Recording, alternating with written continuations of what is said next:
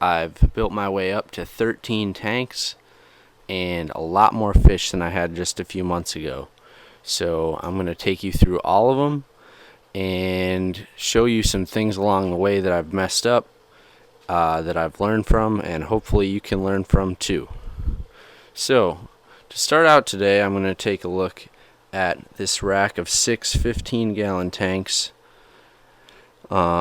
This rack had sat empty for a couple years in my basement while I was in school and living away from home, but I always planned on resetting it up, and I've finally been able to. In this first 15-gallon you see here, we have a ton of baby angelfish that aren't really babies anymore.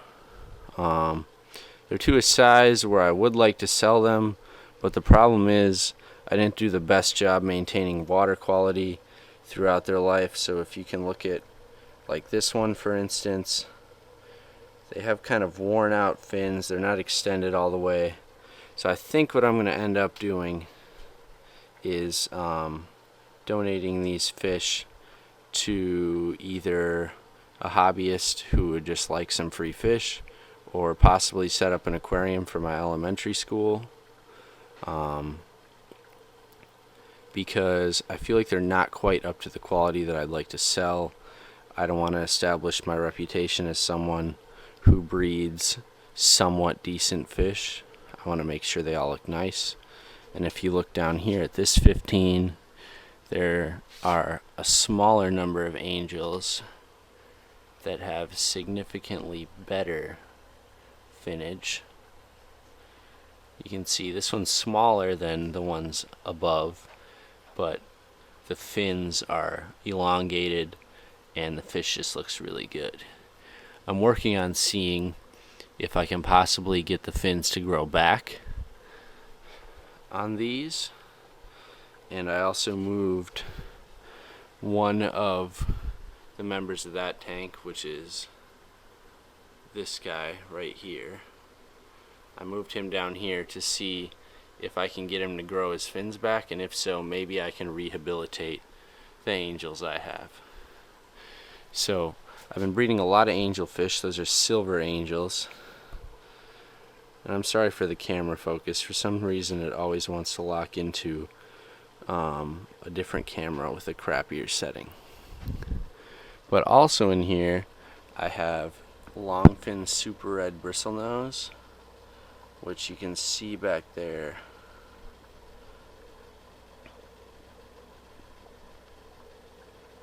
Wow.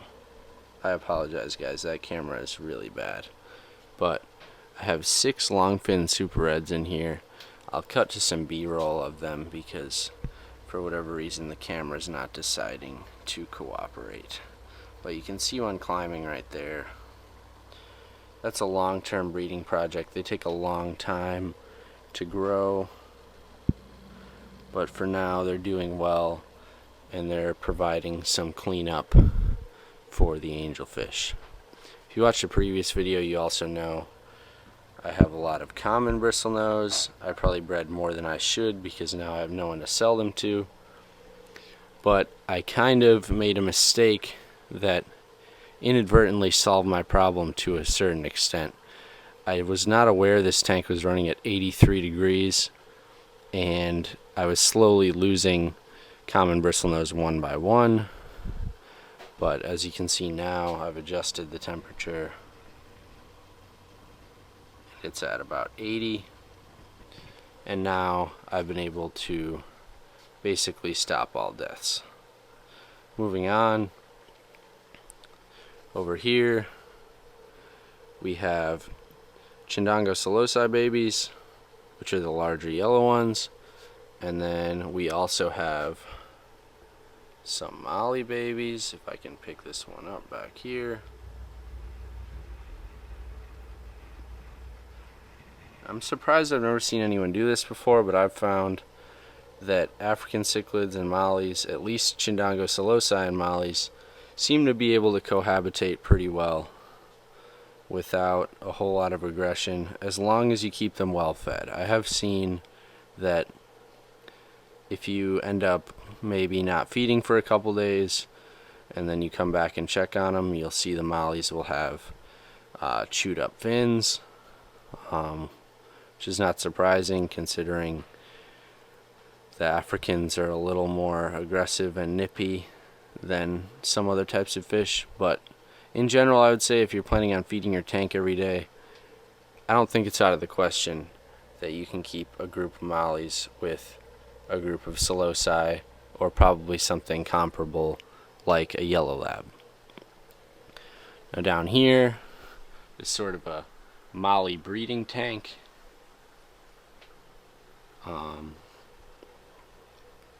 You can see here, here's a male. It was the best male out of all the mollies I had, so I decided to isolate him. But then it turns out that this one that I thought was a really nice female is also a male. So now I have 2 males in here, along with what I hope are 3 females. But so far I've actually been having, oh, as I say this, you can see a baby up there. I was about to say I've been having a lot of trouble getting babies out of this, and now I see 3 more. So I guess I'll try to get this video rolling pretty quickly, because I'll have to figure out either how to hide those babies. I guess maybe I'll just let them grow up in the tank. But it's been challenging to get a lot of babies out of these mollies. For some reason, I don't know if they eat their fry or if the pH crashes and they have trouble being able to support their babies. But for whatever reason, I haven't been able to get babies out of them like I have the guppies, which I will show you in a bit. And also in here, we have 1 super red bristlenose. He's doing real well. I had 6 in here. I had 3 die 1 by 1, and I was slowly losing my mind because I hate killing fish and I didn't know why they were dying. And the other 2 that were with him, of the remaining 3, were starting to look really pale, so I moved them down here. Now of course they're not going to be out right now because that wouldn't be convenient, but here you can see 1. Now they've seemed to have recovered and they look a lot better, and I don't really know why. I was having some trouble with a pH crash up here, and I've been having to water change quite a bit, but I would have expected more trouble with the mollies that like high pH than the bristlenose. So I don't know if that's what was killing them, but fortunately so far this one and the other bristlenose that's hiding somewhere in there have been doing a lot better since the transfer. I also put these 2 angels in here so that I could isolate the pair of angels that I have in my 29. Hopefully that will allow them to start raising their own babies, but we'll see. To this point they have been too, I don't know, they can't figure it out. They keep eating their eggs. And then I have a trio of mollies in here. I'm just kind of trying to spread them around until I find a better use for this tank. I apologize for all the water spots. This tank is on the floor basically. If I stand up, as you can see, that's not really an ideal place to have a tank. It's kind of hard to look in there. I'd highly recommend that if you're setting up an aquarium, and especially an aquarium room, don't put tanks that low to the ground. They're almost impossible to water change, and you have to get down on your hands and knees to look at. I'm 23 years old, so getting down on your hands and knees isn't that hard, but it only gets harder as you get older. And if you have the space, which if you're starting a fish room, hopefully you do, just try to avoid putting tanks on the floor. It's a pain in the butt. And then the last tank on this rack, these are tilapia. We recently harvested all of our tilapia out of the 125, and we're fortunate enough to find a few babies in the bottom, and since then they have grown. They're probably about between 2 and 3 inches. As you can see, they show a lot of aggression towards each other. There's a lot of duckweed on top right now. They really mow through the duckweed. You see more than half of this 15 is covered in duckweed at the top right now. I would guess, especially if I don't feed them any pellets today, by the end of the day, that will be just about gone. So they really serve as a nice disposal system for my excess duckweed, and it serves as free food. So hopefully with a supply of duckweed, I'll minimize my costs for buying food to grow them and produce some clean and sustainable food for harvest once they reach that size. Moving on from the 6-tank rack, which is really the foundation of calling what I have now a fish room, we'll move to this 3-tank stand, which has a 20 high on the left, a 40 breeder in the middle, and a 29 on the end. So what's going on in this 20 high is pretty exciting. We've got some Dumbo, I believe they're Dumbo purple Mosaic guppies. This is the male. Unfortunately, he's not in the light. It's not the prettiest male I've ever seen of this strain, but we really just need the genetics to pass along to the next generation. And then as you can see in here, we have some babies. Some of them, like this one up here, are already showing some of that iridescent blue, which is exciting. And then the females, which here's a female here, they have incredible tails. Let's see if she'll turn for us. Nope, she's very hungry, so she doesn't want to. But if you can see, the females are very beautiful, and we have a female up here that is just loaded with babies. So hopefully in the next not that long, we'll see a bunch of babies coming out of that female you see back there. I also made some spawning mops, which I realize guppies don't lay eggs, but they serve as good hiding places for all these fry, which you see one there. See one there. See one hiding around the corner there.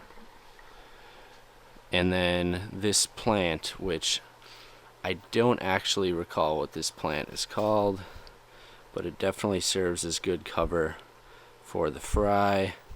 Right now I feel like this tank's a little choked out. There's also a lot of duckweed, which I should probably remove some of because it's probably limiting oxygen. But for now, the fish seem to be doing fine. We've got some larger babies growing up in the tank like this one.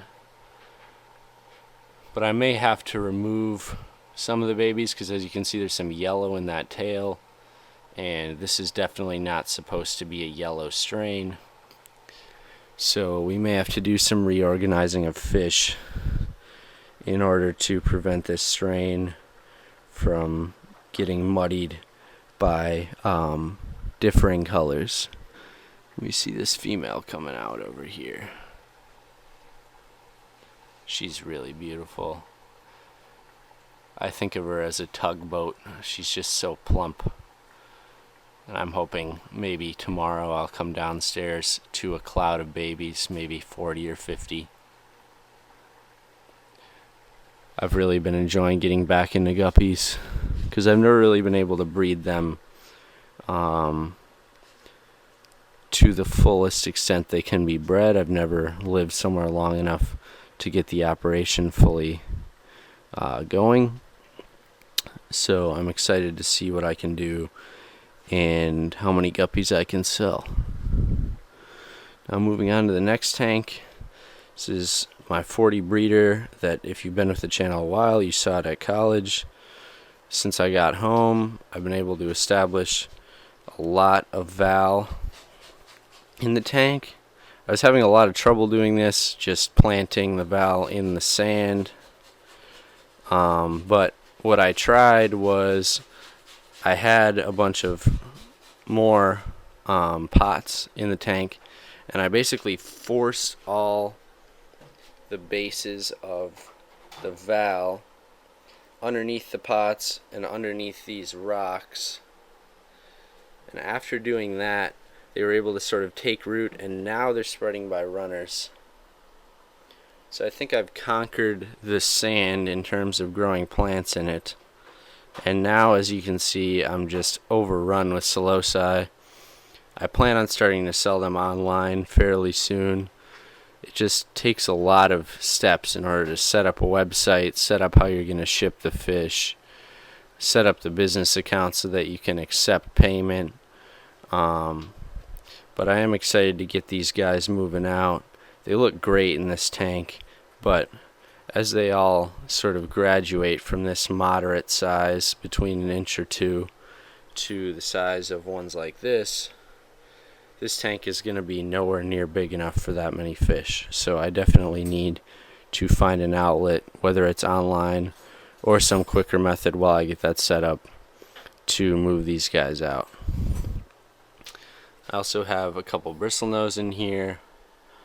These are the parents of some of the babies I showed you earlier. Unfortunately, I lost the female in here. I was working so much that I wasn't feeding enough, and it seemed that the Saulosi literally shredded the tail off the female Bristlenose. I'll pull up a video if I have it. She lived for a couple more days, but sadly after that I think the stress was just too much and she passed away. So I guess that's just a word of warning. If your African cichlids get too hungry, there's no real telling what fish might be on their dinner plate that night. So keep that in mind if you're trying to keep African cichlids. They can cohabitate with things like Mollies, but if they get too hungry, it doesn't really matter what you're keeping them with. They may try to find a food source no matter what that is. Alright, moving on to the next tank. In here we have the two angelfish who don't know how to raise babies. On the right is the female and on the left is the male. All the angelfish that you saw over in those tanks originated from these two parents. They're really pretty fish, just unfortunately not the greatest at raising their own fry. I'm hoping that'll change in time, but if it doesn't, not too big a deal. I don't see angelfish being one of my big production fish going forward, especially not silver angels, because they're kind of the lowest margin of the different angels I could try to breed. But they have allowed me to learn how to breed angelfish, which is an important skill to have. And then down here we have some bronze Corys. In a video a long time ago, I was rewatching one of my own videos and I realized that this tank was having trouble with internal parasites almost a year ago. And I've started to realize that I think that problem is coming back. Let me try to locate. Oh dear. Here we go. Here is the Cory that I've been recently looking at that seemed to have been losing weight steadily. He is not going to make it. So I'm probably going to pull him out right when I get done with this video, because I don't want whatever parasites are in him transferring to the rest of the fish. Seems that everything's happening on video today. Fish dying, fish having babies, but that's really unfortunate. I don't really know if it's better to put him out of his misery or kind of let him expire in the tank, but I'll figure that out as soon as I get done filming this.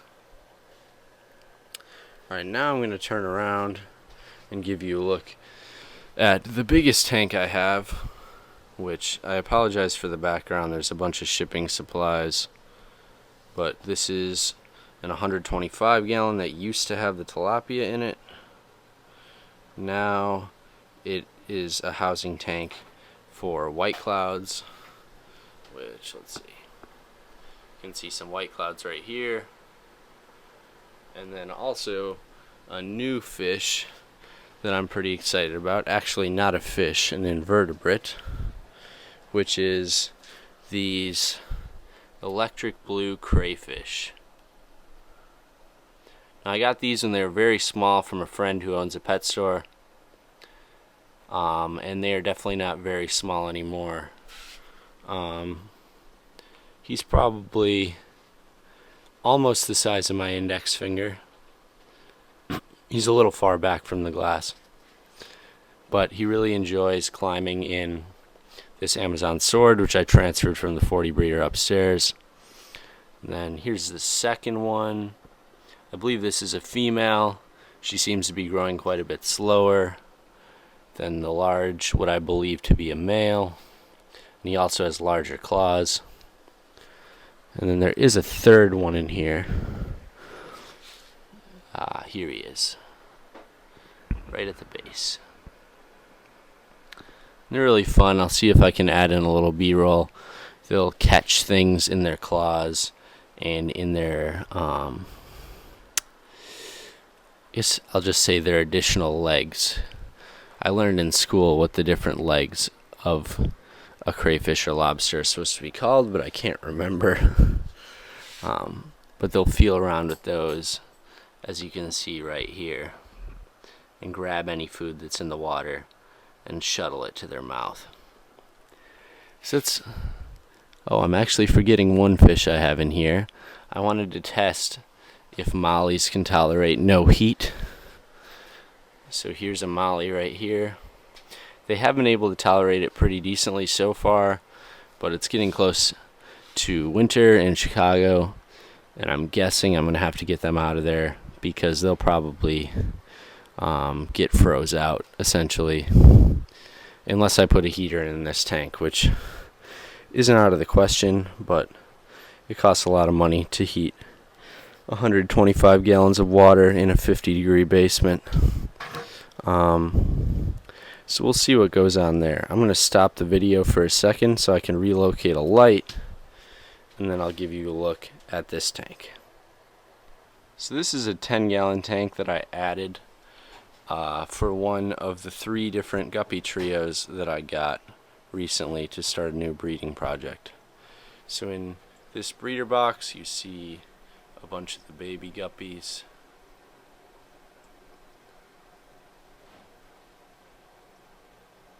These are albino full reds. You see the male in the full red and the 2 females in the blonde. Keeping this tank at about 80. I'd like to keep it a little cooler, but once it's stable, I kind of like to just leave it. They seem to be doing well having babies, so I'm not too worried about it.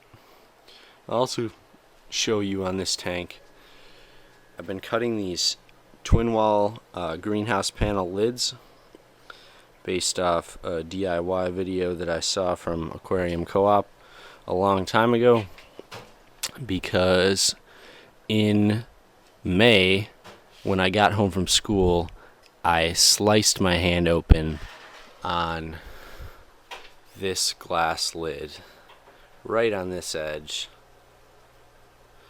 It's kind of hard to see, but it's very sharp. Kind of feel like Aquarium owes me for a month worth of work that I had to miss, but now I know I will not be purchasing glass lids anymore. I will be cutting twin wall lids. I got this from Menards and used a table saw and a miter saw to cut it to size. I also did the same thing on all 6 of the 15 gallons. I have the extra here to cut more lids, and I eventually plan on putting these on every tank I own because it's cheaper, they're lighter, easier to clean, and most importantly, I don't have to worry about cutting my hand. So be warned on that. If you're starting a new aquarium, especially if you have small children, I would not recommend using glass lids because there's a chance they'll cut themselves, and you don't want to be worried about a safety risk while your kid is keeping an aquarium. So this is the 40 breeder in my living room. Right now it has white clouds, as you can see, a bunch of Bristlenose. We have some Corys. You see Corydoras paleatus right there.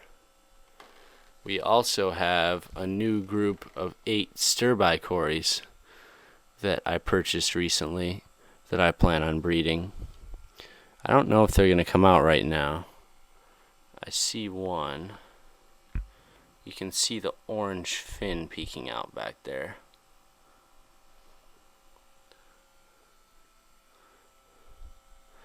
I also have one zebra loach in here. One gigantic common bristlenose, which I'll try to cut to a clip of. You can see a couple of the stir-bys. There's a stir-by right there. And then of course I threw in a couple Mollies because why not? There were 2 huge swords in here. I removed the one here, which you saw in the 125 downstairs. And that's given this sword a little more room to fan out. It's looking really nice. I normally don't have the light up front. I normally have it pushed back like this. But I felt that moving it up gave you a little better view of the fish. So I'll scoot that up again. I'm not really sure what direction to go with this tank. I really want to get the white clouds out and put them downstairs in the 125, but at the same time, they look really good in this tank. So I may just not end up doing that. What I might do is cut down the population, maybe remove some damaged ones like this guy, who has somehow survived with a Z-spine his whole life. But at the same time, I don't think he's going to breed with anyone, so it's kind of okay if he just lives out his existence in here. Here you see a couple of the stir-bys. So this tank is a work in progress, not really sure exactly where I'm going with it, but definitely trying to make it look as nice as I possibly can, considering that it's the tank to show off in my living room. Okay, now I've got one tank left to show you. I'm going to flip this light onto it because it doesn't have a light. Make sure that I don't drop the expensive light. And here are the Red Dragon Guppy Trio. Here is the Red Dragon Guppy Trio. These are probably the coolest guppies I have. They also seem the most robust. You see a baby in the tank right there. There's another baby down here. And then of course the baby's in the breeder box. This is the most promising strain to me, mainly because I'm really hoping that they breed true. Like I showed you with the Dumbo purple mosaics, I'm a little worried that it's possible they will not end up breeding true because we saw those babies with the yellow tails.